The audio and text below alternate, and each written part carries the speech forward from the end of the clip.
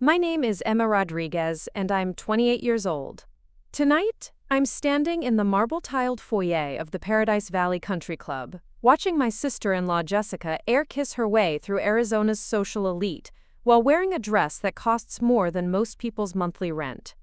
What she doesn't know is that the family name she's about to dismiss so casually in front of her father carries more weight in this room than her designer handbag ever could.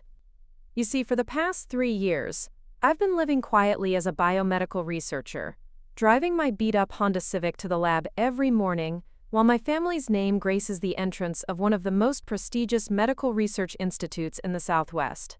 Tonight, Jessica is about to introduce me as her weird cousin to a room full of people who've been trying to get a meeting with my family for decades. Before we jump back in, tell us where you're tuning in from, and if this story touches you, make sure you're subscribed, because tomorrow, I've saved something extra special for you. The Rodriguez Institute for Medical Research stands like a gleaming monument to scientific advancement on the campus of Arizona State University, its name etched in bronze letters across the limestone facade. Most people driving past on University Drive have no idea that the quiet young woman in faded jeans and a lab coat, walking through those doors each morning with a travel mug of coffee and a worn leather satchel, is the granddaughter of the man whose vision built that entire facility. Dr. Miguel Rodriguez founded the institute in 1987 after developing revolutionary treatments for autoimmune diseases, treatments that now bear his name in medical textbooks worldwide. The Rodriguez Family Trust, established with the proceeds from his groundbreaking patents, continues to fund cutting-edge research that has saved countless lives and generated a fortune that most people couldn't imagine. Growing up in the modest ranch-style home in Central Phoenix, where my parents Maria and Carlos still live, you'd never guess that our family name opens doors in medical facilities across the globe. My father Carlos chose to work as a high school science teacher rather than join the family business, believing that education was the most valuable gift he could give to his community. My mother Maria spent her career as a nurse practitioner in underserved neighborhoods, providing healthcare to families who couldn't afford private doctors. Their decision to live modestly and give back to their community shaped everything about how I view wealth and privilege. The irony wasn't lost on me that while I spent my childhood helping my mother organize free health clinics in South Phoenix, my future sister-in-law Jessica was growing up in Scottsdale, attending private schools and country club events, where the Rodriguez Institute was frequently mentioned as a pinnacle of medical achievement. Her father, Richard Martinez, had built his technology consulting firm into a successful enterprise, earning him entry into Phoenix's business circles where the Rodriguez name carried significant influence. What neither Jessica nor her family knew was that the unremarkable young woman who would eventually marry into their extended family was the very person they'd been hoping to connect with for years. My brother Jake had always been the more social of the two Rodriguez children. While I preferred spending afternoons in our father's makeshift home laboratory, learning about chemical reactions and cellular biology, Jake was the one organizing neighborhood soccer games and charming his way through high school as class president. He possessed an easy confidence that drew people to him, and it was this natural charisma that first caught Jessica's attention when they met at Arizona State University during their junior year. Jake was studying business administration, planning to eventually help manage the family trust's philanthropic activities, though he never mentioned the trust to Jessica during their early courtship. Jessica Martinez entered Jake's life like a perfectly orchestrated social campaign. She was pursuing a communications degree with a minor in marketing, and her entire approach to relationships seemed calculated to enhance her social standing. From their first coffee date at the Memorial Union, she was already mentally redesigning Jake's wardrobe and planning how to introduce him to her family's social circle. Her own background was comfortable but not extraordinary. Richard Martinez had worked tirelessly to build his consulting firm from a one-man operation in a Tempe strip mall to a company that employed over 200 people and served clients throughout the Southwest. The family's success was recent enough that Jessica remembered when they lived in a modest tract home in Mesa, before the custom-built house in Scottsdale and the membership at Paradise Valley Country Club. Jake fell genuinely in love with Jessica's ambition and her ability to see possibilities everywhere. She encouraged him to dress better, to network more strategically, and to think about his future in terms of building something significant. What she didn't realize was that Jake had already inherited something more significant than anything she could imagine. The Rodriguez family trust wasn't just wealthy, it was influential in ways that extended far beyond financial measures. Medical schools competed for Rodriguez Institute fellowships. Pharmaceutical companies sought endorsements from Rodriguez Institute researchers. Government health agencies consulted with Rodriguez Institute advisory panels on policy decisions that affected millions of people. During their college years, Jake carefully maintained the fiction that he was just another student working part-time to pay for textbooks and car insurance. He drove the same Ford pickup truck he'd owned since high school, lived in an apartment complex that was nice but not luxurious, and split the cost of dates with Jessica in a way that suggested money was a consideration. This wasn't deception so much as protection. Our parents had taught both Jake and me that revealing wealth too early in relationships attracted the wrong kind of attention and made it difficult to distinguish between genuine affection and opportunistic interest. I was finishing my doctoral program in biomedical engineering at ASU when Jake and Jessica got engaged. The proposal happened at South Mountain Park during a sunset hike, with Jessica's friends hiding behind saguaro cacti to photograph the moment for her social media accounts. The ring was beautiful but not ostentatious, a classic solitaire that Jake had chosen based on Jessica's Pinterest board rather than family heirloom pressure. Jessica's excitement about the engagement seemed to focus equally on the romance and the opportunity to plan an event that would showcase her organizational skills and aesthetic sense. The wedding planning process revealed aspects of Jessica's personality that concerned me, though I kept my observations to myself out of loyalty to Jake's happiness. Every decision was filtered through the question of how it would appear to others rather than what the couple actually wanted. The venue needed to be impressive enough for her father's business associates. The photographer had to be someone whose work appeared regularly in Phoenix-area lifestyle magazines. The guest list became a strategic document that mapped out social connections and future networking opportunities, rather than a celebration of meaningful relationships. My role in the wedding was deliberately minimized, which suited me perfectly. Jessica had initially suggested that I might prefer to help with behind-the-scenes logistics rather than standing at the altar, since she'd already chosen her college roommate and 2 sorority sisters as bridesmaids. The implication was that I wouldn't photograph well alongside her more polished friends, and she wasn't entirely wrong. My idea of getting dressed up involved switching from sneakers to flats and maybe adding a cardigan to whatever I was already wearing. The world of coordinated manicures and professional makeup applications was completely foreign to me. The wedding itself was beautiful in the way that perfectly executed events usually are. The ceremony took place at the Desert Botanical Garden, with the McDowell Mountains providing a dramatic backdrop for photographs that would look stunning in frames and social media posts. Jessica looked radiant in a dress that had required 3 fittings and cost more than my car, while Jake looked genuinely happy in a way that made me hope I'd been wrong to worry about their fundamental compatibility. During the reception at the Arizona Biltmore, I sat at the family table and watched Jessica work the room like a political candidate, making sure to introduce Jake to every influential person in attendance. It was during the reception that I first noticed how Jessica planned to handle the Rodriguez family dynamic going forward. When people asked about Jake's family, she would mention that his father was a beloved high school teacher and his mother worked in healthcare, presenting them as salt-of-the-earth people who had raised a son with strong values. The description wasn't inaccurate, but it was strategically incomplete. She didn't mention my doctoral research or my parents' deliberate choice to live modestly despite having other options. Most tellingly, she introduced me to her friends as Jake's little sister who was still in school, emphasizing the student part and glossing over what I was actually studying or why. After the wedding, Jake and Jessica settled into married life in a beautiful new home in North Scottsdale that Jessica had chosen for its proximity to her parents and its potential for entertaining. The house was a testament to Jessica's aesthetic sensibilities, with clean lines, neutral colors, and carefully curated art that had been selected more for its visual impact than any personal meaning. Jake seemed happy enough with the arrangement, though I noticed he'd quietly set up a small office space in the guest bedroom where he could work on family trust business, without Jessica asking too many questions about the scope of his responsibilities. My own life during this period was deliberately simple and focused. I'd completed my PhD and accepted a postdoctoral research position at the Rodriguez Institute, though I was careful to use my mother's maiden name Gutierrez on all my professional publications and presentations. The work was exactly what I'd dreamed of doing since childhood, developing new treatment protocols for autoimmune diseases that could be implemented in community health centers and public hospitals.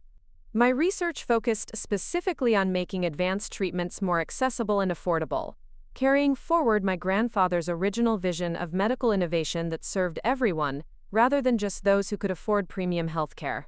The Institute's current director, Dr. Sarah Thompson, was one of the few people who knew about my family connection, and she'd been instrumental in helping me establish my professional identity, independent of the Rodriguez name.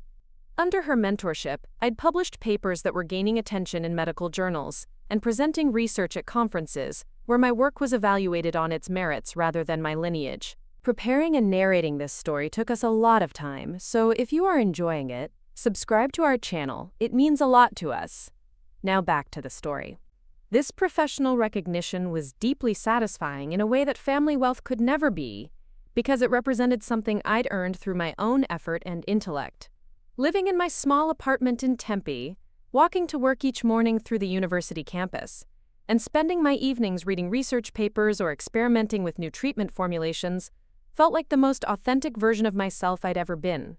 My neighbors were graduate students, young professionals, and families who appreciated the area's diversity and proximity to the university.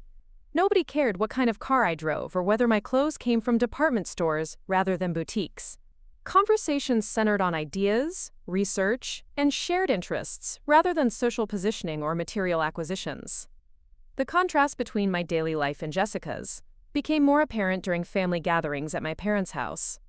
Jessica would arrive wearing outfits that cost more than most people's monthly salaries, carrying handbags that could fund a small research project, and making conversation that revolved around social events, shopping expeditions, and home improvement projects that seemed designed more for Instagram posts than actual living.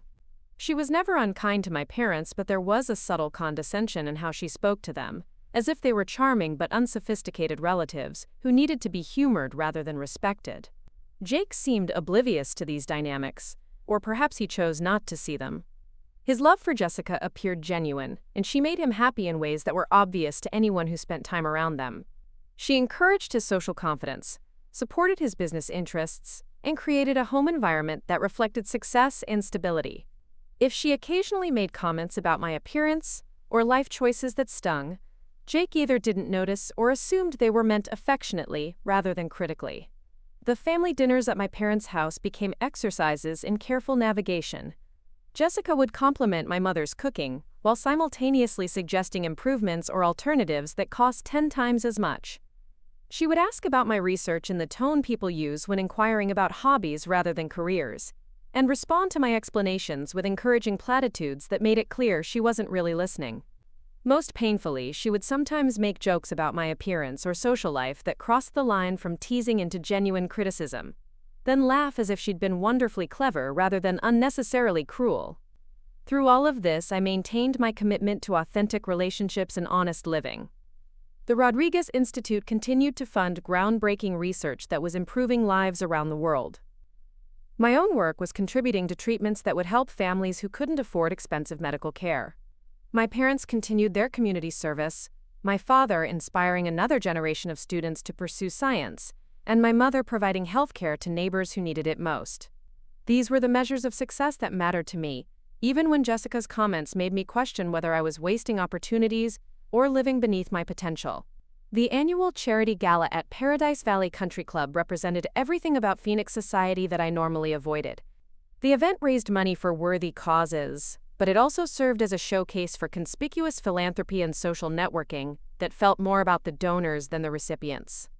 Jessica had been talking about this year's gala for months, planning her outfit, researching the guest list, and strategizing about which conversations would be most beneficial for Jake's undefined but presumably important business interests. She'd mentioned several times that her father would be attending, along with other influential members of Phoenix's business community who could potentially help Jake's career advancement. What Jessica didn't know, and what Jake had chosen not to share with her, was that Richard Martinez had been trying to arrange a meeting with the Rodriguez family for over 2 years. His consulting firm was interested in partnering with the Institute on a technology modernization project that could revolutionize how medical research data was collected and analyzed. The project represented millions of dollars in potential contracts and the opportunity to position his company as a leader in medical technology consulting. Richard had made inquiries through various channels, submitted proposals through proper channels, and even asked mutual acquaintances to facilitate introductions. But the Rodriguez family maintained such a low profile that connecting with decision-makers had proven surprisingly difficult.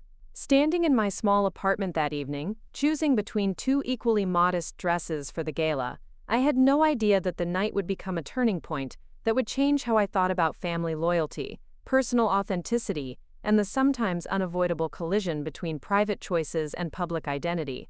All I knew was that Jessica had insisted I attend as part of the family, though her enthusiasm for my presence seemed motivated more by the appearance of family unity than any genuine desire for my company. The dress I finally selected was a simple black cocktail dress that I'd worn to academic conferences, paired with small pearl earrings that had belonged to my grandmother and low-heeled shoes that prioritized comfort over style. Looking at myself in the bathroom mirror, I appeared exactly like what I was, a young professional who dressed appropriately but without particular flair or expense. Jessica would undoubtedly have opinions about my appearance, but I'd long since stopped trying to meet her standards for fashion and social presentation. As I locked my apartment door and walked toward my Honda Civic in the parking lot, I couldn't have imagined that within a few hours the careful separation I'd maintained between my public identity and my family legacy would collapse in the most dramatically satisfying way possible.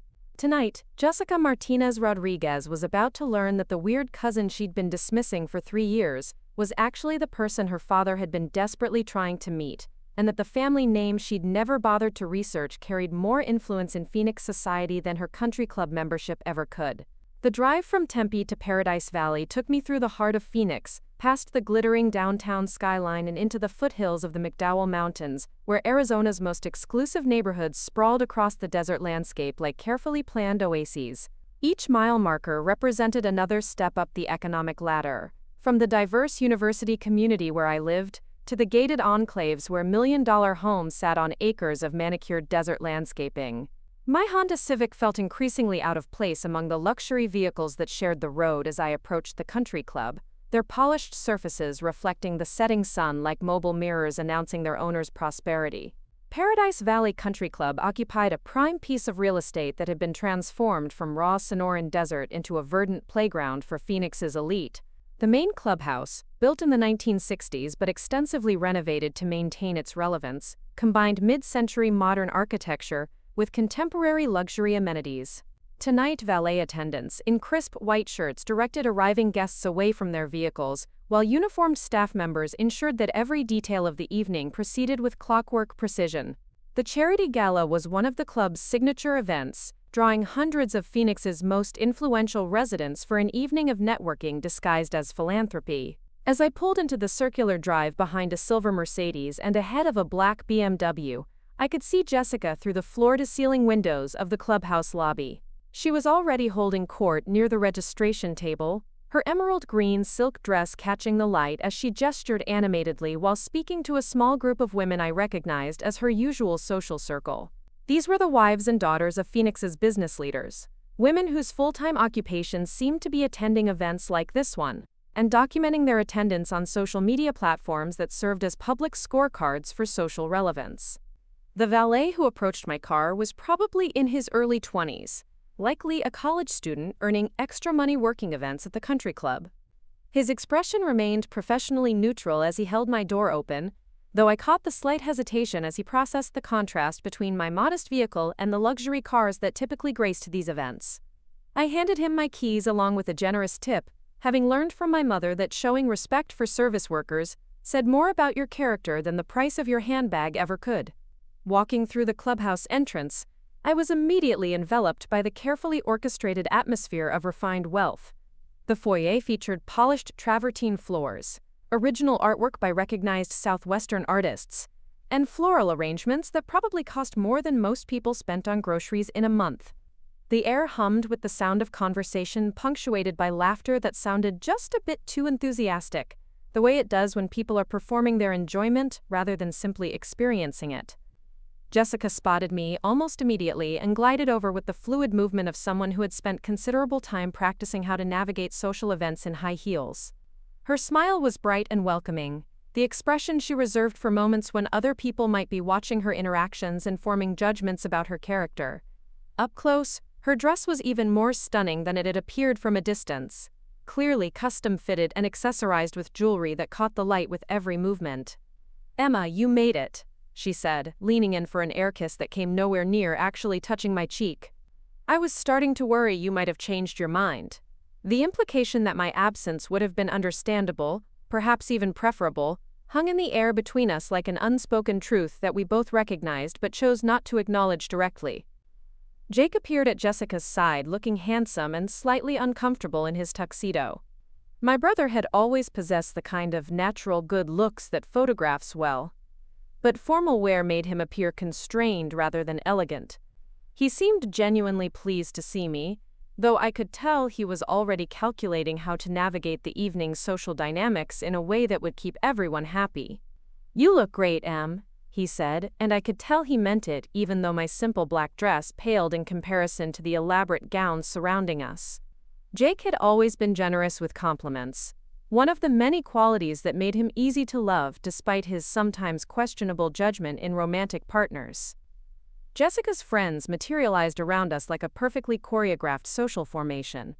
Ashley, a blonde woman whose husband owned several successful restaurants throughout the valley, immediately began discussing the silent auction items with the expertise of someone who treated charity galas like competitive sporting events. Madison, whose family had made their fortune in real estate development, offered commentary on the evening's decorations, while simultaneously photographing herself from various angles to document her attendance for social media posterity. Brittany, the youngest of the group and newest to Phoenix society after marrying into a family that owned a chain of luxury car dealerships, seemed to be taking mental notes on how the more experienced women navigated these events. The conversation flowed around topics that required no actual knowledge or expertise: upcoming vacations to European destinations, home renovation projects that involved celebrity interior designers, and social events that served as opportunities to see and be seen, rather than to accomplish anything meaningful. I contributed to the discussion when directly addressed, but found myself observing the intricate social dynamics that governed how these women interacted with each other and presented themselves to the broader community. What struck me most was how much energy they invested in maintaining their positions within a hierarchy that seemed to shift constantly, based on factors that had nothing to do with personal accomplishment or character. A new handbag could elevate your status temporarily. A vacation to the wrong destination could diminish your social capital for months. The rules were unspoken but rigidly enforced, and the penalties for violations could be swift and brutal. As we moved into the main ballroom, I was struck by the venue's transformation for the evening's event. The space typically used for member dining and private parties had been converted into an elegant showcase for conspicuous philanthropy. Round tables for 10 were draped in crisp white linens and topped with centerpieces that combined desert flowers with sophisticated greenery. A silent auction display featured items ranging from luxury vacation packages to original artwork, each accompanied by bid sheets that would determine not only fundraising success, but also social status based on bidding patterns. The evening's program included dinner, dancing, and a live auction featuring the most prestigious donation items. The cause being supported was childhood cancer research, a worthy mission that gave everyone in attendance the satisfaction of contributing to something meaningful, while enjoying an evening of luxury and social networking. The irony that some of the bidding would be motivated more by the desire to appear generous than by genuine concern for the cause was not lost on me, though I kept such observations to myself. Our table assignment placed us with Richard and Patricia Martinez, along with Jessica's siblings and their spouses. This arrangement had been carefully orchestrated by Jessica to maximize her family's exposure to Phoenix's business community, while ensuring that any potentially embarrassing relatives remained within controllable proximity. I found myself seated between Jake and Michael Martinez, Jessica's brother who worked in commercial real estate and possessed the kind of aggressive networking energy that made casual conversation feel like a job interview. Richard Martinez commanded attention at our table with the natural authority of someone accustomed to being the most important person in most rooms. He was a distinguished man in his mid-50s, with silver hair and the kind of confident bearing that comes from decades of business success. His consulting firm specialized in technology implementation for healthcare organizations, a field that had exploded in recent years as medical facilities struggled to modernize their systems while maintaining patient care standards. Patricia Martinez was the perfect complement to her husband's business-focused personality, possessing the social skills and community connections that had helped establish their family's position in Phoenix society. She served on several nonprofit boards, organized fundraising events for various causes, and maintained the kind of extensive social network that made her a valuable asset in any business relationship. Her conversation topics ranged from charity work to travel experiences, always delivered with the polished ease of someone who had spent years perfecting the art of meaningful small talk. As dinner progressed, the conversation naturally turned to business and professional accomplishments. Richard discussed his company's recent expansion into new markets, while Michael shared updates about commercial development projects that were reshaping Phoenix's skyline. Patricia contributed stories about her volunteer work with organizations that provided services to underserved communities, though her involvement seemed to focus more on fundraising galas than direct service delivery. When attention turned to our side of the table, Jessica took the lead in presenting our family to her parents and siblings. She described Jake's business interests in vague terms that suggested significant responsibilities without providing specific details about the nature of his work. She mentioned my parents with warm respect, emphasizing their dedication to education and healthcare, while carefully avoiding any details that might suggest they had choices about their career paths. Then Jessica turned to me, with the kind of bright smile that preceding pronouncements she thought were clever. "And this is Emma, Jake's little sister," she said, her voice carrying the tone people use when describing beloved but slightly problematic family members. She's still finding herself academically, working in some research lab while she figures out what she really wants to do with her life. The description stung not because it was entirely inaccurate, but because it was deliberately reductive. Jessica knew I had completed my doctoral program and was conducting research that had been recognized in professional journals. She knew my work focused on developing treatments that could help families who couldn't afford expensive medical care. But presenting me as someone who was still figuring things out served her narrative better than acknowledging that I had made deliberate choices about how to use my education and abilities. Richard Martinez's response was polite but distant, the kind of acknowledgement successful business people give to children and young adults whose potential remains unproven. "Research can be very rewarding," he said with the tone of someone offering encouragement to a hobby rather than recognizing a profession. "What kind of laboratory work are you doing?" Before I could answer, Jessica jumped in again. "Oh, it's some kind of medical research thing at ASU. Very technical and academic. Not really practical business application." She laughed as if she'd made a particularly witty observation. "Emma's always been the bookish one in the family, more interested in theories than real-world results." The characterization was so fundamentally wrong that I felt my cheeks flush with embarrassment and frustration. My research was entirely focused on practical applications that could improve patient outcomes in community health settings. The treatments I was developing were specifically designed to be implemented in real-world clinical environments where resources were limited and patient populations were diverse. Every aspect of my work was motivated by the desire to translate academic knowledge into tangible improvements in people's lives. Jake shifted uncomfortably beside me, clearly recognizing that Jessica's comments had crossed a line but uncertain about how to address the situation without creating a scene. He knew enough about my research to understand that Jessica's dismissive characterization was unfair, but he also knew that challenging his wife in front of her family would create tension that would extend far beyond this evening's event. Michael Martinez picked up on the conversational thread with the enthusiasm of someone who enjoyed demonstrating his business acumen. "The problem with academic research is that it rarely translates into commercially viable applications," he said with the confidence of someone who had never actually worked in research but felt qualified to judge its value. "Real innovation happens in the private sector, where market forces drive practical solutions. His assessment revealed a fundamental misunderstanding of how medical research actually worked, but correcting him would have required explaining concepts that weren't appropriate for dinner table conversation. Instead, I simply nodded politely, while internally composing responses that would never be spoken aloud. The irony that my research was funded by one of the most successful private foundations in medical history was not something I could share without revealing information that would fundamentally alter the evening's dynamics. Patricia Martinez attempted to redirect the conversation toward more neutral territory by asking about my parents' work. This line of inquiry allowed Jake to speak more comfortably about our family background, describing our father's dedication to science education and our mother's commitment to community healthcare. His pride in their accomplishments was genuine and touching, though he was careful to present their career choices as noble service rather than deliberate decisions made by people who had other options. As the evening progressed, I found myself studying the social dynamics that governed how people interacted at events like this one. There were unspoken rules about appropriate topics of conversation, acceptable ways to present personal accomplishments, and strategic methods for building professional relationships through social connections.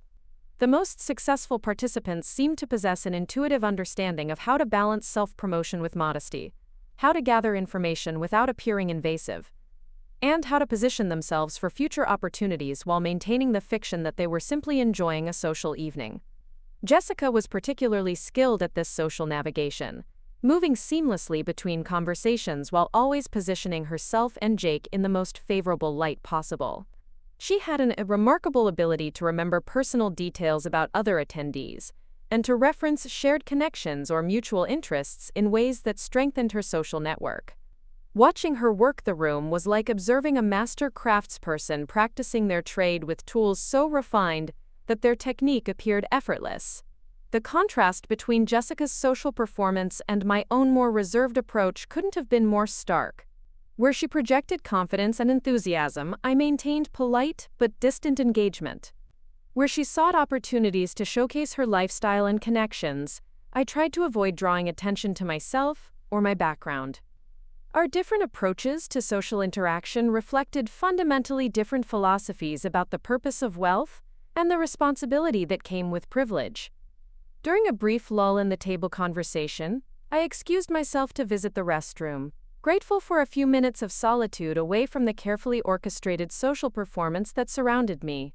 The women's lounge was decorated with the same understated luxury that characterized the rest of the clubhouse, featuring marble countertops, fresh flowers, and individual hand towels that would be used once and discarded.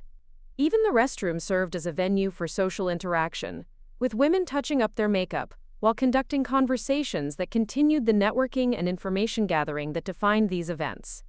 Standing in front of the mirror, I took a moment to assess my reflection and my emotional state. The evening had proceeded exactly as I had expected, with Jessica treating me as a tolerable but unremarkable family member whose presence was necessary for appearances, but whose contributions to conversation were neither expected nor particularly valued. Her comments about my research and career path had been dismissive but not surprising, reflecting her general tendency to view any choices that didn't align with her values as evidence of confusion or lack of ambition. What troubled me more than Jessica's attitude was my own response to her characterizations. Despite my commitment to living authentically and measuring success by meaningful criteria rather than social approval, I found myself feeling defensive about choices I knew were right. The desire to correct her misperceptions and to defend my family's values was strong, but doing so would require revealing information that would fundamentally change how people treated me. The Rodriguez name carried weight in rooms like this one, but using that influence felt like betraying everything my parents had taught me about earning respect through character, rather than inherited position.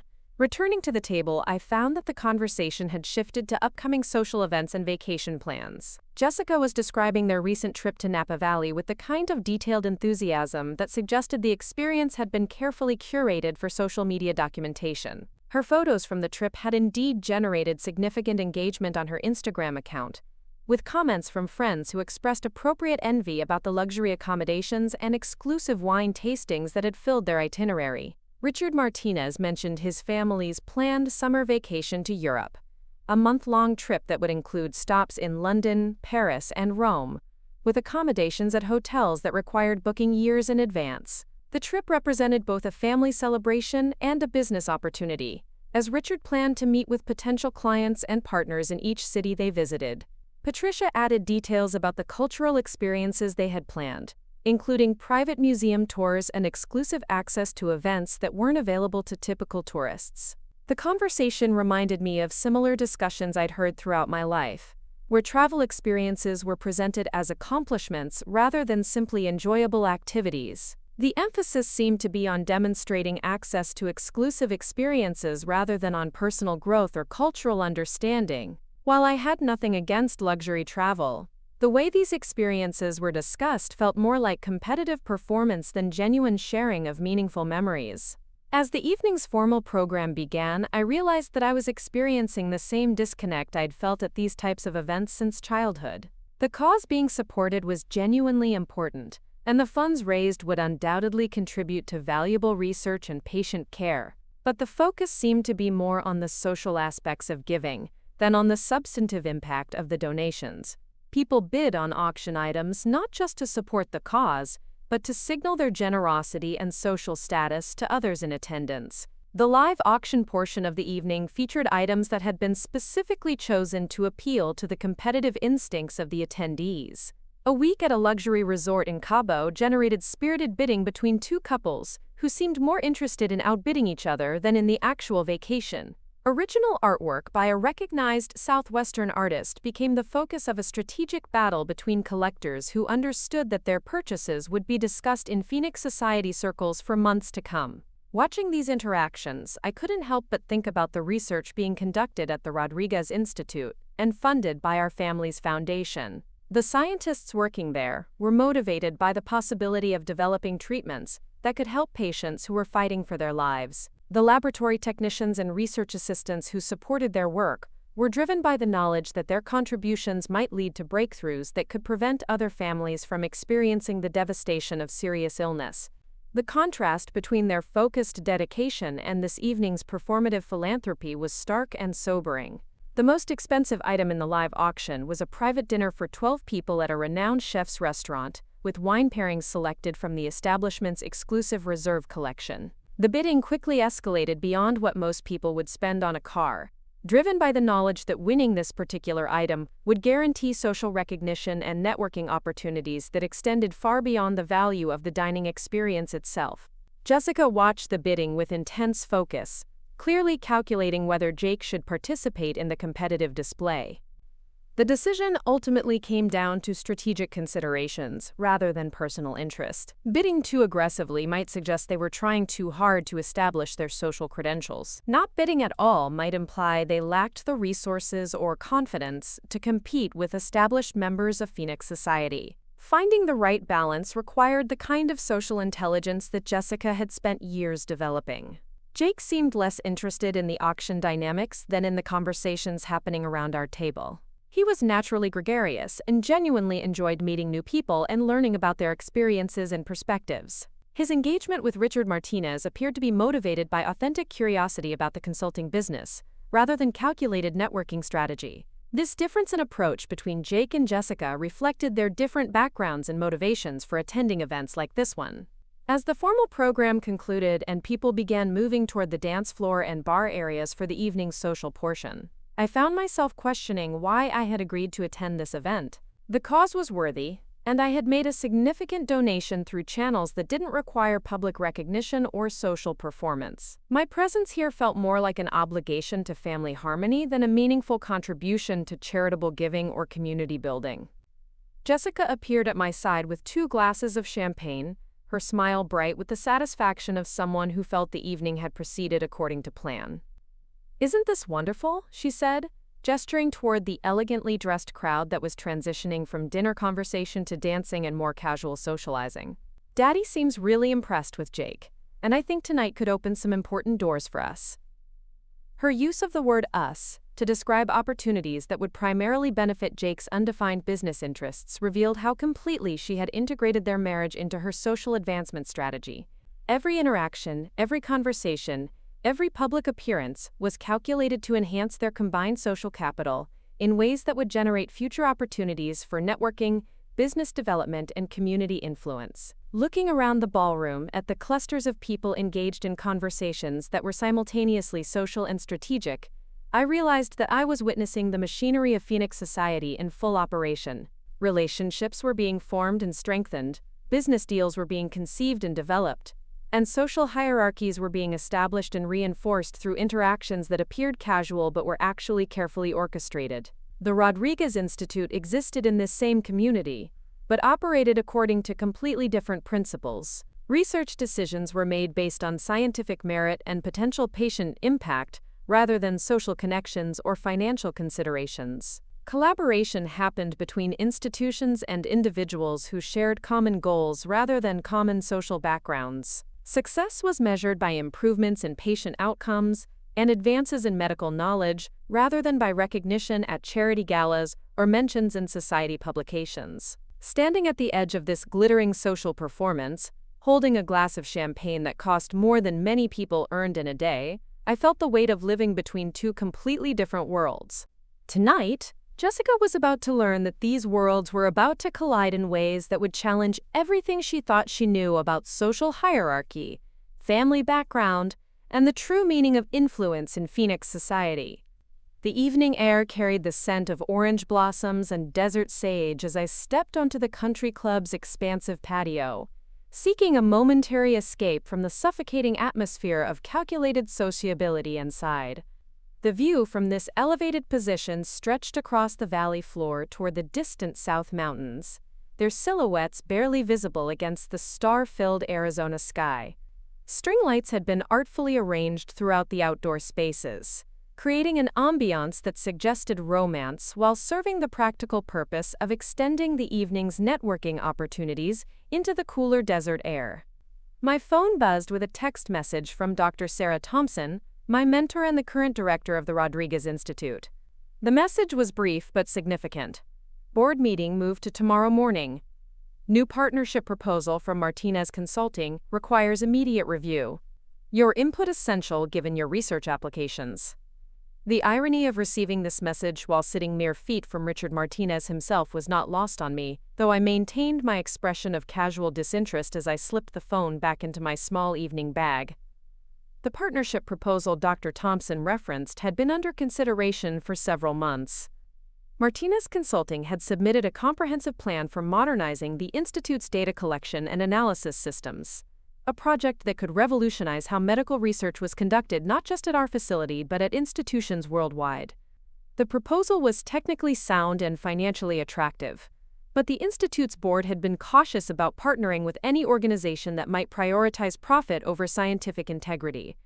Richard Martinez's reputation in the business community was excellent, but medical research required a different kind of trust and commitment than typical corporate consulting relationships. Standing alone on the patio, watching other guests move between indoor and outdoor spaces in carefully choreographed social dances, I found myself contemplating the strange circumstances that had brought me to this moment.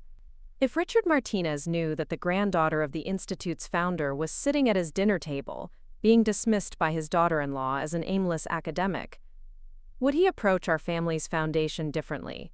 Would his consulting proposal emphasize different aspects of the partnership?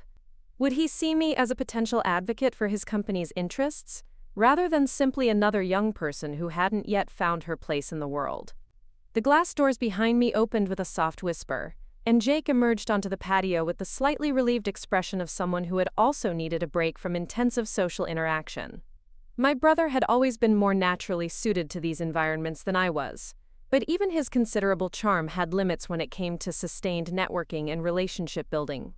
He approached the stone railing where I stood and leaned against it with a familiar casualness that reminded me of countless conversations we'd shared over the years. "You're being remarkably patient tonight," he said, his voice carrying a note of gratitude mixed with concern. "I know Jessica's comments about your work weren't exactly accurate or fair." His acknowledgement of the situation was appreciated, though it also highlighted the impossible position he occupied between his wife's social ambitions and his family's values. Jake genuinely loved Jessica, and her happiness mattered to him in ways that sometimes compromised his ability to defend principles or people that conflicted with her worldview. The tension between loyalty to his wife and protection of his sister was something he navigated constantly, usually by avoiding direct confrontation while trying to minimize damage through private conversations and subtle corrections. "She sees the world differently than we do," I replied, choosing words that wouldn't force him to choose sides in a conflict that would ultimately damage his marriage without changing anything fundamental about our family dynamics. "Her perspective isn't wrong, it's just incomplete." Jake nodded with the relief of someone who appreciated diplomatic responses to family tensions. "Richard Martinez seems like a decent guy, though. Very focused on business, but he asks good questions and actually listens to the answers. Jessica thinks his consulting firm could be a great opportunity for some kind of partnership, though I'm not entirely sure what kind of business I'm supposed to be partnering about." His confusion about Jessica's career plans for him was endearing and concerning in equal measure. Jake had always been more interested in contributing to meaningful work than in building personal wealth or social status.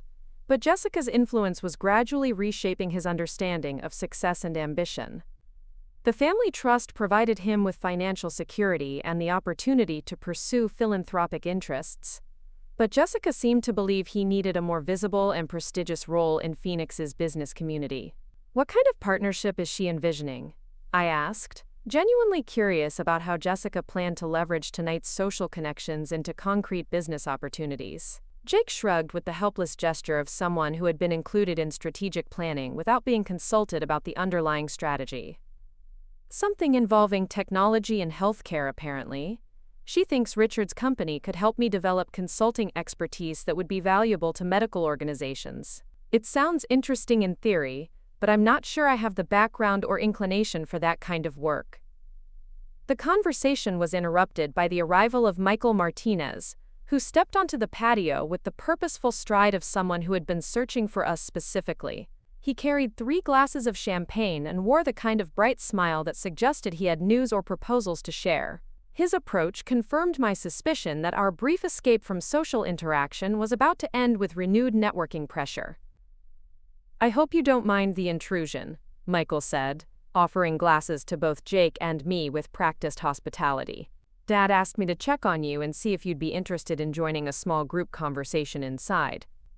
He's gathered a few people who work in healthcare and technology, thought you might enjoy meeting them." The invitation was clearly directed toward Jake, with my inclusion being more about politeness than genuine interest in my participation. Michael's understanding of my background came entirely from Jessica's dismissive characterizations, so his expectations for my contributions to a business-focused discussion were appropriately minimal. The irony that I probably knew more about healthcare technology applications than anyone else at the entire event remained my private amusement. Jake looked at me with a questioning expression, silently asking whether I was willing to return to the social arena for another round of strategic conversations and relationship building. His consideration for my comfort was genuine, though I could see his curiosity about the networking opportunity that Michael was presenting. The evening had been designed to create exactly these kinds of connections, and declining the invitation might be seen as antisocial, or, worse, as evidence that we weren't serious about building business relationships within Phoenix's professional community. "That sounds interesting," I said, making the decision to continue playing my assigned role as Jake's quietly supportive sister. "I'd be happy to meet your father's colleagues." The group that Richard Martinez had assembled represented a cross-section of Phoenix's healthcare and technology leadership. Dr. Patricia Yamamoto was the chief of staff at Banner Health's flagship hospital, a woman whose reputation for clinical excellence was matched by her skills in healthcare administration and policy development. James Sullivan owned a medical device manufacturing company that had grown from a garage startup to a major employer in the Northwest Valley. Maria Gonzalez had founded a software company that specialized in electronic health records systems and had recently been recognized as one of Arizona's most successful women entrepreneurs. The conversation that was already in progress when we joined the group focused on the challenges facing healthcare organizations as they attempted to modernize their technology infrastructure while maintaining patient care standards. Each participant brought a different perspective to the discussion, creating a dynamic exchange of ideas that revealed both the complexity of the issues and the potential for innovative solutions. This was exactly the kind of substantive dialogue that I found engaging, where real problems were being addressed by people who possessed both expertise and commitment to meaningful outcomes. Richard Martinez introduced Jake and me to the group with brief descriptions that emphasized Jake's interest in healthcare technology partnerships, while describing me as someone who worked in research and might find the conversation educational. The characterization was accurate as far as it went, though it positioned me as an observer rather than a potential contributor to the discussion. This dynamic felt familiar from countless academic and professional settings, where my age and appearance led people to assume I was there to learn rather than to share expertise.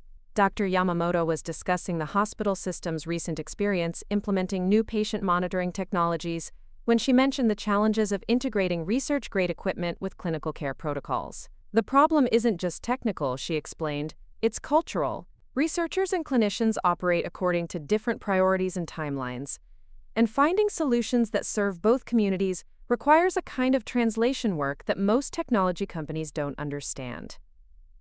Her observation touched directly on issues that I dealt with daily in my research work. The treatments I was developing were specifically designed to bridge the gap between laboratory innovations and clinical applications, taking into account the practical constraints that healthcare providers faced when serving diverse patient populations. The conversation was moving into territory where I could contribute meaningful insights, but doing so would require revealing knowledge that went beyond what people expected from someone in my supposed position. James Sullivan nodded in agreement with Dr. Yamamoto's assessment. "We've seen the same thing in device manufacturing," he said. Academic researchers want equipment that can generate precise data under controlled conditions. Clinicians need tools that work reliably in chaotic environments, with patients who don't follow textbook protocols. The challenge is creating technology that satisfies both sets of requirements without compromising either research validity or patient care. Maria Gonzalez added her perspective from the software development side of healthcare technology. Data integration is another huge challenge, she said. Healthcare organizations collect enormous amounts of information, but most of it exists in isolated systems that don't communicate with each other. Researchers need access to comprehensive datasets to identify patterns and develop new treatments, but patient privacy requirements and institutional politics make data sharing incredibly complicated. The discussion was highlighting exactly the kinds of problems that the Rodriguez Institute had been working to address through our research methodology and technology development initiatives. Our foundation had invested heavily in creating systems that could collect and analyze data while protecting patient privacy and maintaining research integrity. The work was complex and expensive, but it was producing results that were being recognized throughout the medical research community. Richard Martinez had been listening carefully to the conversation while occasionally glancing in Jake's direction, clearly evaluating his potential as a business partner based on his engagement with the discussion. Jake was asking intelligent questions and making thoughtful observations, demonstrating the kind of strategic thinking that could be valuable in consulting relationships. However, his contributions were those of an interested outsider rather than someone with deep expertise in healthcare technology applications. The key is finding partners who understand both the business and scientific aspects of healthcare innovation, Richard said, steering the conversation toward his consulting firm's capabilities. Technology implementation succeeds when all stakeholders feel confident that their specific needs are being addressed. That requires a kind of collaborative approach that goes beyond traditional vendor relationships. His comment was clearly intended to position his company as the kind of partner that could navigate the complex relationships between healthcare organizations, technology providers, and research institutions. The pitch was subtle but unmistakable, delivered in the context of substantive discussion rather than as an obvious sales presentation. This approach suggested a level of sophistication that explained why Martinez Consulting had been successful in building relationships with prestigious clients throughout the healthcare industry. Dr. Yamamoto's response revealed that she was already familiar with Richard's company and its reputation. "Your firm's work with the Cleveland Clinic was very impressive," she said. "The integration project you managed there has become a model for other health systems. I've been wondering whether similar approaches might work in our environment, though Arizona's regulatory landscape presents some unique challenges." The reference to a major healthcare system caught my attention because I knew that the Cleveland Clinic had recently partnered with the Rodriguez Institute on several research initiatives. The technology infrastructure that Martinez Consulting had helped implement was actually facilitating data sharing that was contributing to research projects I was involved with directly. The connection between Richard's business success and my family's research work was closer than anyone in this conversation realized.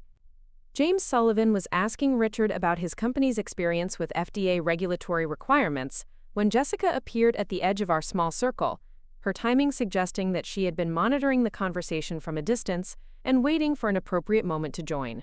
Her approach was graceful and unobtrusive, demonstrating the social skills that made her valuable in business networking situations. She carried herself with the confidence of someone who belonged in any professional discussion, regardless of her actual expertise in the subject matter being addressed. "I hope I'm not interrupting anything important," Jessica said with a bright smile that included everyone in the group, while focusing particular attention on her father and the other established business leaders. "I wanted to make sure Jake and Emma were having a chance to meet some of Daddy's colleagues." Her reference to her father as Daddy, in this professional context, was a calculated choice that emphasized family relationships while maintaining an appropriately business-like tone. The diminutive suggested intimacy and warmth while positioning her as someone who had privileged access to Richard Martinez's professional network. This kind of subtle social signaling was something Jessica excelled at, using personal relationships to enhance her credibility in business situations. Richard Martinez responded with obvious paternal pride, clearly pleased to have his daughter's social and professional accomplishments on display for his colleagues. "Jessica has been instrumental in helping me understand the social dynamics that influence business relationships in Phoenix," he said. "Her insights into community connections have opened doors that pure business credentials might not have reached." The compliment was genuine and well-deserved, acknowledging Jessica's real skills in network building and relationship management. However, it also reinforced the perception that her value lay primarily in social facilitation rather than substantive business expertise. This characterization seemed to satisfy Jessica completely, suggesting that she had chosen to build her identity around being the kind of person who could bring the right people together, rather than someone who contributed technical knowledge or innovative solutions. Dr. Yamamoto was politely engaging Jessica in conversation about the evening's charitable cause when she mentioned her own involvement with medical research funding. "I serve on several grant review committees," she explained, "and I'm always impressed by the quality of research being conducted at local institutions. The Rodriguez Institute in particular has been producing groundbreaking work in autoimmune disease treatments." The mention of my family's institute sent a small shock through my system, though I maintained my expression of polite interest while internally calculating how to respond if the conversation moved in directions that would require me to reveal my connection to the work being discussed. Jessica's response was immediate and enthusiastic, demonstrating her eagerness to engage with topics that might enhance her social credentials. "Oh, the Rodriguez Institute is absolutely legendary," Jessica said with the kind of authoritative tone she used when discussing subjects she had researched just enough to sound knowledgeable. "Their research has saved countless lives, and the family's philanthropic contributions have supported medical advances worldwide. I've always admired how they've maintained such a low public profile, despite their enormous influence." Her praise was accurate but delivered with the slightly performative quality that characterized most of her contributions to serious discussions. Jessica had clearly done her homework about Phoenix's major institutions and philanthropic organizations, preparing herself to engage knowledgeably with topics that might arise in social and business conversations. This preparation was part of her broader strategy for establishing credibility within the community's professional networks. Maria Gonzalez nodded in agreement with Jessica's assessment. "The Institute's approach to technology integration has been revolutionary," she said. "They've managed to create research systems that protect patient privacy while enabling the kind of large-scale data analysis that leads to breakthrough treatments. It's exactly the kind of innovation that other healthcare organizations are trying to replicate." James Sullivan added his perspective from the medical device industry. "We've been trying to get meetings with their technology team for years," he admitted. "Their standards for research equipment are incredibly high, but partnering with them would be a tremendous validation for any company. The challenge is that they're extremely selective about their business relationships." Richard Martinez's expression sharpened with obvious interest as the conversation turned toward business opportunities related to the Rodriguez Institute. "My consulting firm has submitted proposals for several technology modernization projects," he said carefully, clearly weighing how much detail to share about his company's interest in working with such a prestigious organization. The institute represents exactly the kind of client that could validate our expertise in healthcare technology integration. The conversation was moving into territory that made me increasingly uncomfortable, not because the participants were saying anything inappropriate, but because I was being forced to listen to discussions about my family's organization, while maintaining the pretense that I had no connection to the work being described. Everyone in this small group was expressing admiration for the Rodriguez Institute's research and influence, while treating me as someone whose only relationship to their field was curiosity rather than expertise. Dr. Yamamoto was describing a recent conference where Rodriguez Institute researchers had presented findings that were reshaping treatment protocols when she mentioned specific research areas that aligned directly with my own work. Their autoimmune research program has been particularly innovative, she said. The lead researcher on their latest clinical trials has developed treatment approaches that could revolutionize how we think about affordable healthcare delivery.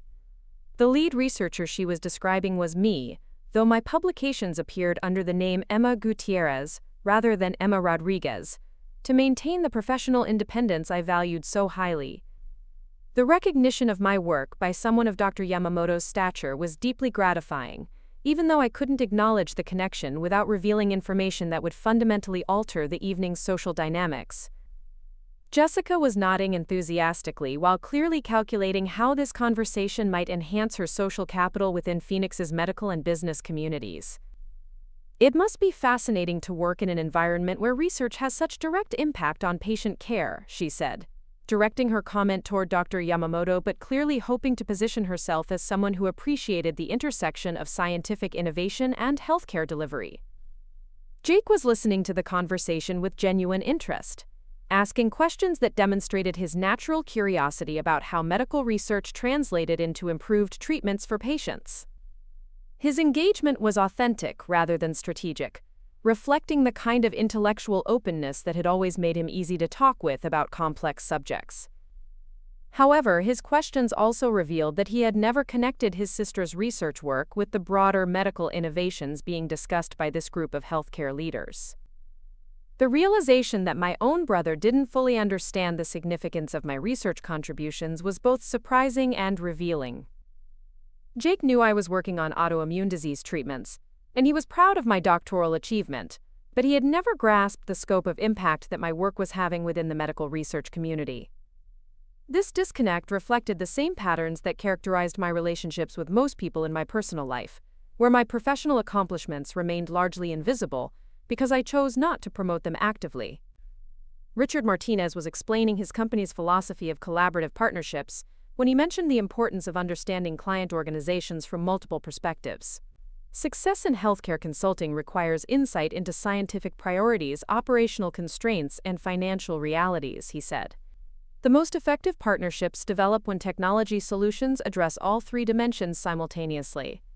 His analysis was sophisticated and accurate, demonstrating why Martinez Consulting had been successful in building relationships with prestigious healthcare organizations. The approach he described was exactly what the Rodriguez Institute looked for in potential partners, though our foundation's evaluation process was more rigorous than most organizations because of our commitment to maintaining research integrity while advancing medical knowledge. As the conversation continued, I found myself in the increasingly awkward position of listening to professional discussions about work I was intimately familiar with while maintaining the fiction that I was simply an interested observer. The tension between authenticity and privacy that had characterized my personal relationships for years was reaching a breaking point, forcing me to confront questions about whether maintaining my low profile was worth the cost of being consistently underestimated and dismissed. The evening's social dynamics were creating a perfect storm of circumstances that would soon make my carefully maintained separation between public and private identity impossible to sustain.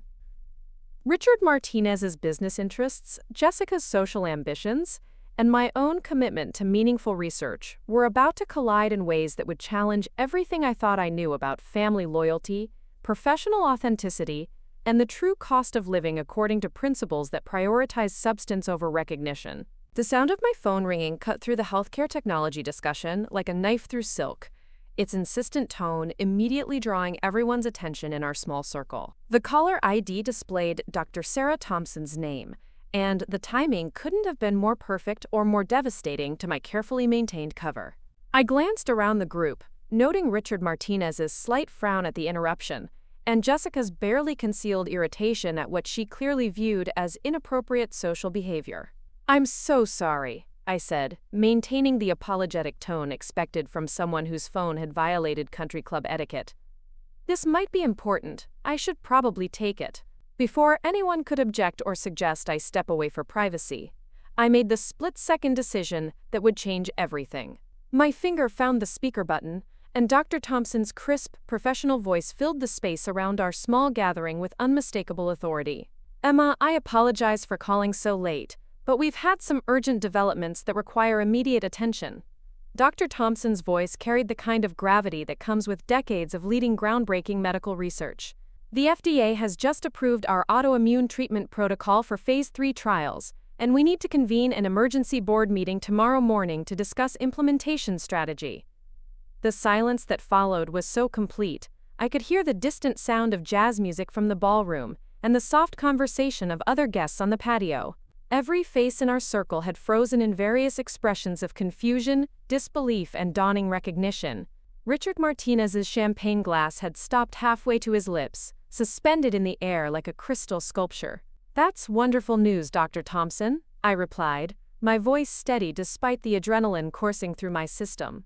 "What's the timeline for patient enrollment?" "We're looking at initiating trials within 6 months," she continued, completely unaware of the audience she had suddenly acquired. "Your research on affordable delivery mechanisms will be crucial to the protocol design. The board specifically requested your presence tomorrow because your findings could determine whether these treatments reach underserved populations or remain limited to premium healthcare facilities."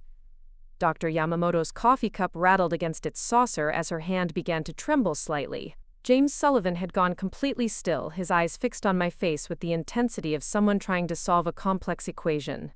Maria Gonzalez was staring at me with the expression of someone whose entire understanding of reality had just shifted fundamentally. "Dr. Thompson," I said, deciding that if I was going to reveal my identity, I might as well do it completely, "should I prepare the presentation materials that demonstrate cost-effectiveness across different healthcare delivery models? The board will want to see projections for community health center implementation." "Absolutely. And Emma, the Martinez consulting proposal that we've been reviewing will need your assessment as well. Their technology integration plan could be crucial to scaling our data collection systems, but we need someone with your clinical research background to evaluate whether their approach aligns with our patient care standards." Richard Martinez made a sound that was somewhere between a gasp and a choke. His face had gone completely pale except for 2 bright spots of color high on his cheekbones. The champagne glass finally completed its journey to the table, with a sharp clink that seemed to echo in the sudden stillness. "I'll have everything ready for tomorrow's meeting," I confirmed. "Should I include the comparative analysis of treatment outcomes from our pilot programs?" "Yes, and please bring the cost-benefit projections for nationwide implementation. The Foundation trustees are particularly interested in your recommendations for maintaining treatment affordability while ensuring sustainable funding for continued research." The conversation was providing a comprehensive overview of my actual role and responsibilities, each detail adding another layer to the revelation that was unfolding before this group of Phoenix's healthcare and business leaders. Jessica's face had cycled through several expressions, settling finally on a look of stunned incomprehension that would have been comical under different circumstances. "One more thing, Emma," Dr. Thompson added, her voice carrying a note of pride that made my chest tighten with emotion. "The Lancet has accepted your paper on autoimmune treatment accessibility for publication in their special issue on healthcare innovation. Your grandfather would be incredibly proud of how you're carrying forward his vision of medical research that serves everyone, not just the privileged few." The reference to my grandfather removed any remaining doubt about my identity and family connections.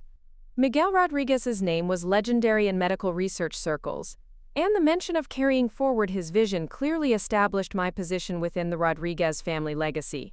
The implications were sinking in for everyone in our small group, but nowhere more dramatically than with Richard Martinez, whose entire body language had transformed from confident business leader to someone who had just realized he'd been catastrophically underestimating a potential partner. "Thank you, Drive. Thompson," I said, preparing to end the call that had just upended 3 years of careful privacy. "I'll see you at tomorrow's board meeting. Have a good evening, Emma, and congratulations again on the FDA approval. Your research made this possible." I ended the call and slowly placed my phone back in my evening bag, taking a moment to compose myself before addressing the circle of people who were staring at me with varying degrees of shock, embarrassment, and dawning respect. The transformation in their expressions was remarkable to witness, like watching a time-lapse video of flowers blooming or ice melting under sudden sunlight. Dr. Yamamoto was the first to find her voice, though it came out as barely more than a whisper. "You're Emma Rodriguez. You're the lead researcher on the autoimmune protocols. Your work on affordable treatment delivery has been revolutionary." She paused, clearly struggling to reconcile the young woman she'd been dismissing with the respected scientist whose research she'd been praising. "I've been following your publications for 2 years.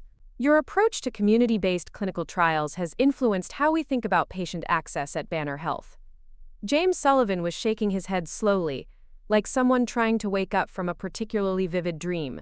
"Your equipment specifications for community health applications have been the gold standard in our industry," he said, his voice carrying a note of professional respect that hadn't been there 30 minutes earlier. "We've been trying to meet Rodriguez Institute standards because your research team has set the bar so high for both innovation and accessibility."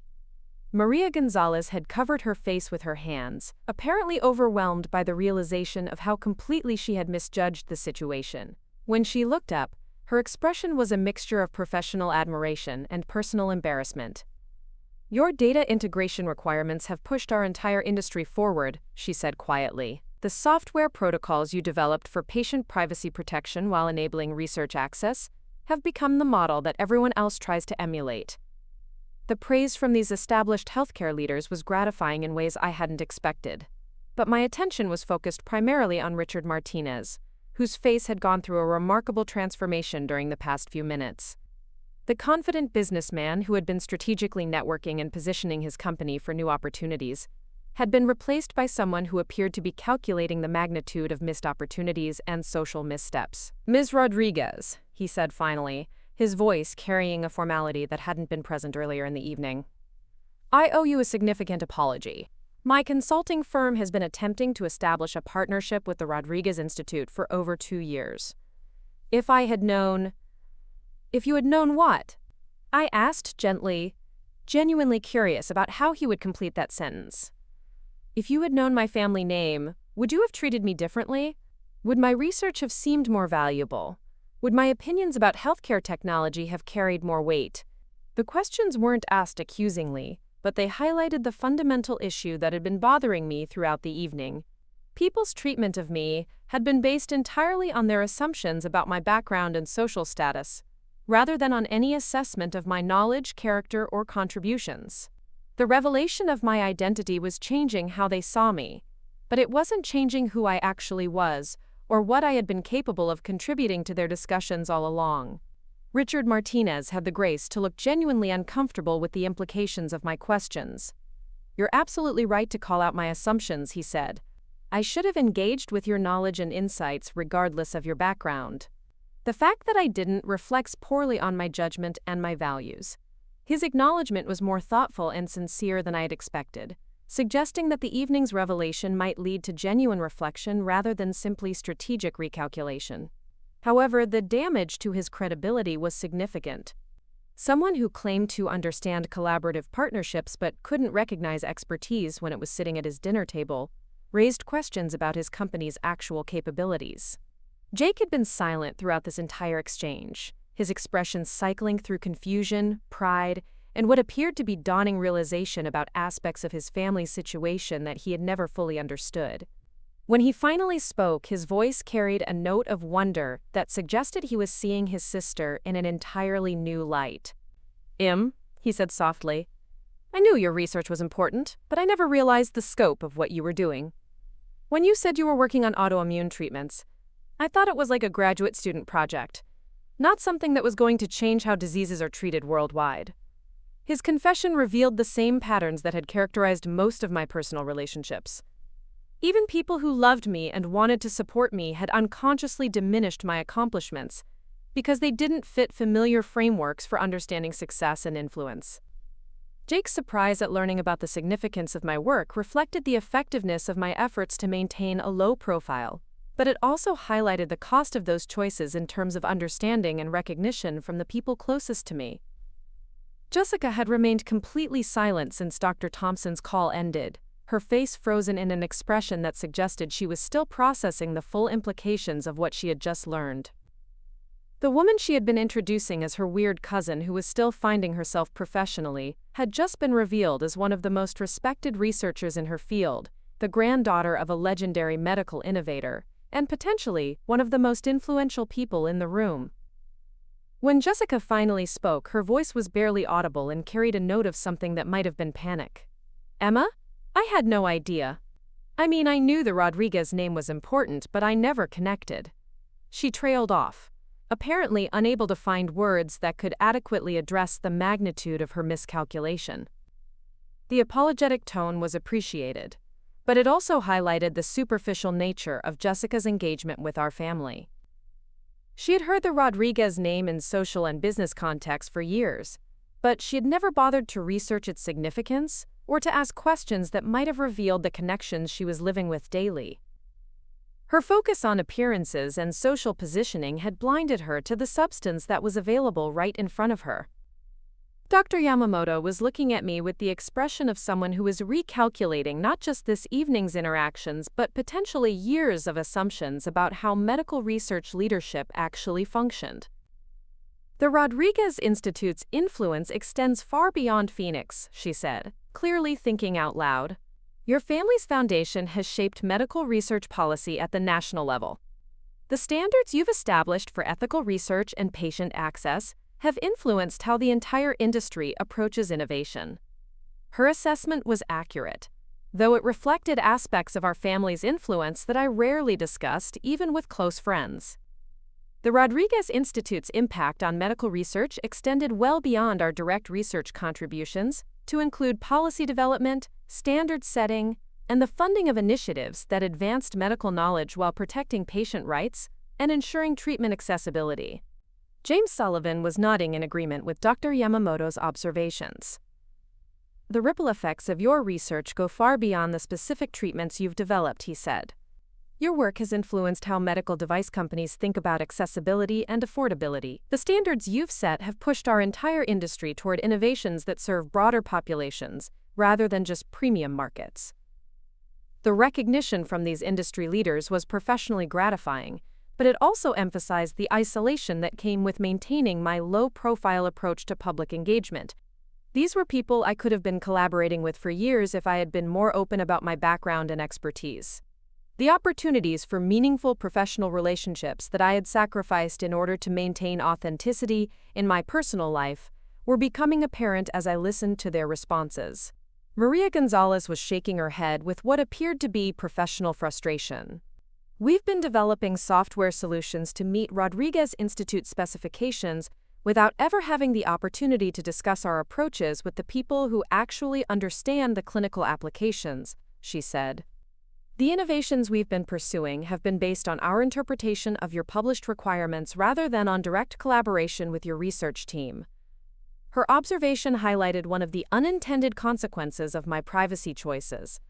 By maintaining separation between my personal and professional identities, I had limited opportunities for the kind of informal collaboration that could accelerate innovation and improve outcomes for patients. The healthcare technology leaders I was meeting tonight were all working on solutions that could benefit from closer collaboration with researchers like me, but my low profile had prevented those connections from developing naturally. Richard Martinez had been listening to these exchanges with the expression of someone who was rapidly recalculating not just business opportunities, but fundamental assumptions about how relationships and influence actually functioned in Phoenix's professional community. When he spoke again, his voice carried a note of humility that had been completely absent from his earlier networking conversations. "Ms. Rodriguez, I realize this may not be the appropriate time or place to discuss business matters," he said carefully, "but I would be deeply honored if you would consider reviewing our consulting proposal with fresh eyes. Not because of your family connections, but because of your expertise in the exact areas where we're hoping to make meaningful contributions to healthcare innovation. His request was more thoughtful than his earlier networking approaches, but it also revealed how completely the evening's revelation had altered his understanding of what constituted a valuable professional relationship. The woman he had been ignoring as a tolerable but unremarkable family member was suddenly someone whose assessment could determine his company's future prospects in one of its most important market sectors. "I appreciate your interest in meaningful collaboration," I replied diplomatically. "The Institute's board takes partnership decisions very seriously, and we evaluate proposals based on their potential to advance patient care while maintaining research integrity. Your company's track record suggests you understand those priorities." My response was designed to acknowledge his company's capabilities while establishing that any future relationship would be based on professional merit rather than social connections or family networking. The Martinez Consulting proposal would be evaluated according to the same rigorous standards we applied to all potential partnerships, regardless of the personal relationships involved. Jake was looking back and forth between Richard Martinez and me with the expression of someone who was beginning to understand dynamics that had been invisible to him throughout the evening. "So when Jessica was talking about technology partnerships and healthcare consulting opportunities," he said slowly, "she was basically describing exactly the kind of work that Emma already does at the highest levels of the industry." His observation captured the irony of the situation perfectly. Jessica had spent months planning how to position Jake for success in healthcare technology consulting, while completely overlooking the fact that his sister was already a leader in that exact field. The opportunities she had been strategizing to create through social networking were available through family connections that she had never bothered to explore or understand. Dr. Yamamoto was nodding thoughtfully as she processed the implications of Jake's comment. "The Rodriguez Institute has been at the forefront of exactly the kind of technology integration challenges that consulting firms like Martinez's are trying to address," she said. "Emma's research has been defining best practices for the entire industry." Jessica finally found her voice again, though it came out strained and uncertain. "Emma, I owe you an enormous apology," she said, her usual confident social tone replaced by something that sounded genuinely vulnerable. "I've been treating you like someone who didn't understand the business world when you've actually been shaping it in ways I never imagined." Her acknowledgement was more sincere than I had expected, though it also revealed the depth of her misconceptions about what constituted real influence and success. Jessica's framework for understanding professional achievement was based on visibility and social recognition, rather than on substantive contributions to important work. The revelation that quiet expertise could be more powerful than networking and self-promotion seemed to be genuinely surprising to her. "Jessica," I said gently, "you weren't wrong to value relationship building and community connections. Those skills are important, and you're genuinely talented at bringing people together. The issue was never your approach to professional networking, it was the assumption that people who choose different approaches are somehow less capable or less ambitious." My response was designed to acknowledge her genuine skills while addressing the underlying attitudes that had created the evening's tensions. Jessica's social and networking abilities were real assets that could contribute to meaningful professional collaborations if they were applied with greater respect for different types of expertise and achievement. As the conversation continued, I realized that the evening's revelation was creating opportunities for more authentic relationships, not just with the healthcare leaders I had met, but potentially with Jessica and the broader social community she represented. The challenge would be finding ways to integrate my professional identity with my personal values, while maintaining the authenticity that had always been essential to my sense of self. The string quartet had begun playing again in the ballroom, and other guests were gradually returning to dancing and more casual socializing as the evening's formal program concluded. Our small group remained on the patio, engaged in conversations that had shifted from networking small talk to substantive discussions about healthcare innovation, research collaboration, and the complex relationships between academic institutions and business organizations. Richard Martinez was asking thoughtful questions about the Institute's approach to evaluating technology partnerships when Patricia Martinez appeared at the edge of our group, her timing suggesting that she had been observing our conversation from a distance and waiting for an appropriate moment to join. Her approach was graceful and unobtrusive, but her expression carried a note of curiosity that suggested she had sensed that something significant was happening among her husband's business contacts. "I hope I'm not interrupting anything important," Patricia said with the practiced diplomatic tone of someone experienced in navigating complex social situations. "Richard, some of your other colleagues were asking about you inside." Her comment was clearly designed to provide her husband with an exit opportunity if the conversation had become uncomfortable or unproductive, but it also revealed that their family's networking approach involved collaborative monitoring of social dynamics throughout events like this one. Patricia's arrival suggested that the Martinez family operated as a coordinated team when it came to building and maintaining professional relationships. Richard Martinez glanced around our small circle with the expression of someone who was reluctant to leave a conversation that had become genuinely engaging, rather than simply strategically useful. "Actually, Patricia, I'd like you to meet some remarkable people," he said, his tone carrying a warmth that hadn't been present earlier in the evening. "This is Dr. Emma Rodriguez from the Rodriguez Institute." The introduction was fundamentally different from how he had been presenting people earlier in the evening. Instead of emphasizing social connections or family relationships, he was leading with my professional identity and institutional affiliation. The shift suggested that the evening's revelation had influenced not just how he saw me, but how he thought about the relationship between personal and professional recognition. Patricia Martinez's response confirmed that she immediately understood the significance of the Rodriguez name in Phoenix's medical and philanthropic communities. "Dr. Rodriguez, what an honor to meet you," she said with genuine respect. "Your family's contributions to medical research have been extraordinary. The Institute's work has touched so many lives, including people in our own extended family, who have benefited from treatments that originated from your research programs." Her acknowledgement was more personal and meaningful than the professional recognition I had been receiving from the healthcare leaders, because it connected my work to real human impact rather than industry achievements. The reminder that research translated into improved outcomes for actual patients was exactly the kind of validation that had motivated me to pursue this career path in the first place. As the evening continued and more people gradually learned about my actual identity and professional role, I found myself engaged in conversations that were substantively different from the social interactions that had characterized the earlier part of the night. People were asking questions about medical research developments, healthcare policy implications, and the future of treatment accessibility, rather than making small talk about vacation destinations and home improvement projects. The transformation was remarkable to witness and experience, but it also highlighted the arbitrary nature of social recognition and professional respect. Nothing about my knowledge, character, or capabilities had changed during the course of the evening. The only difference was that people now had information about my background that allowed them to contextualize my contributions within frameworks they understood and valued.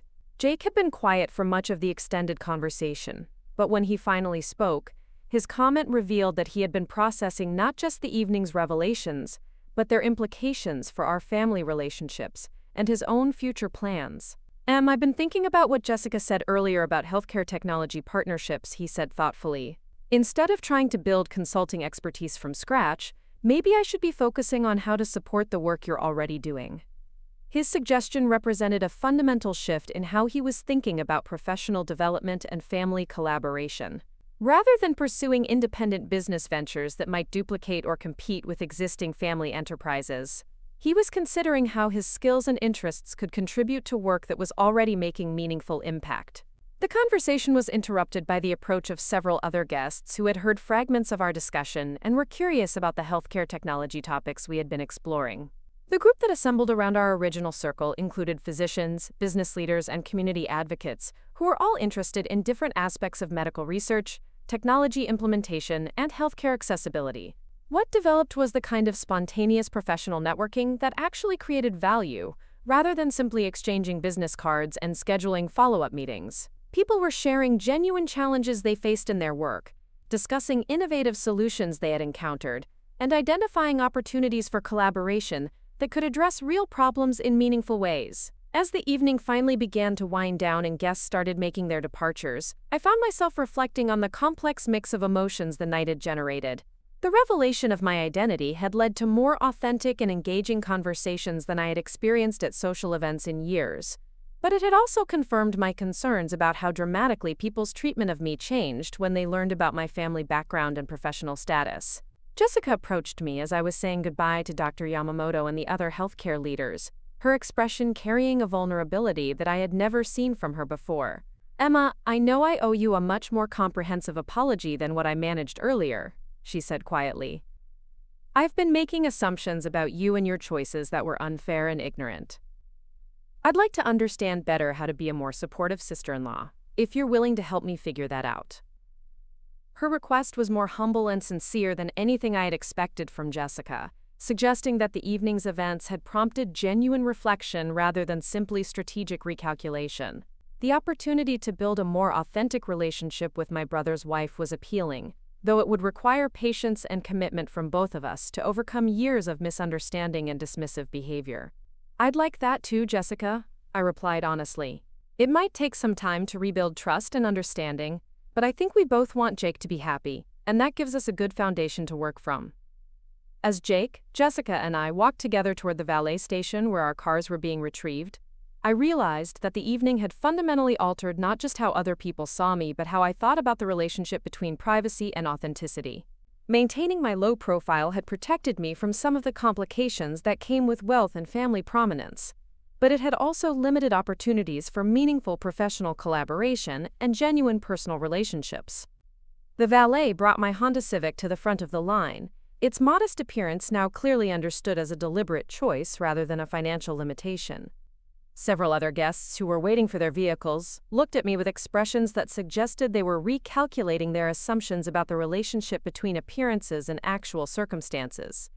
Jake gave me a hug before I got into my car, his embrace carrying a warmth and respect that felt different from our usual family interactions. "I'm proud of you, Em," he said simply. "Not just because of what you've accomplished professionally, but because of how you handled tonight with such grace and dignity."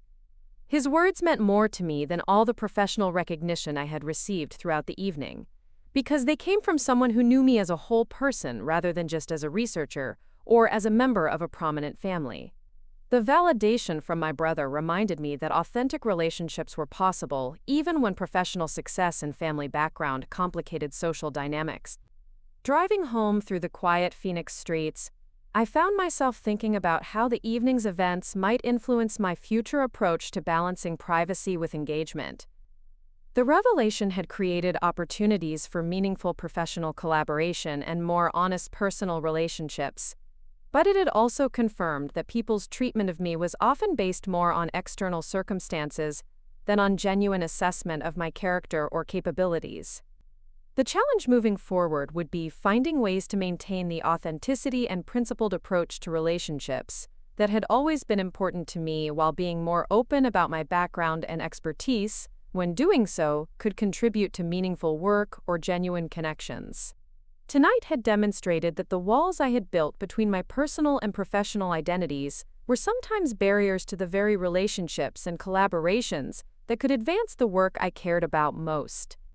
As I pulled into my apartment complex parking lot and walked toward my modest front door, I realized that the most significant transformation of the evening hadn't been other people's recognition of my identity, but my own growing understanding of how to integrate different aspects of who I was.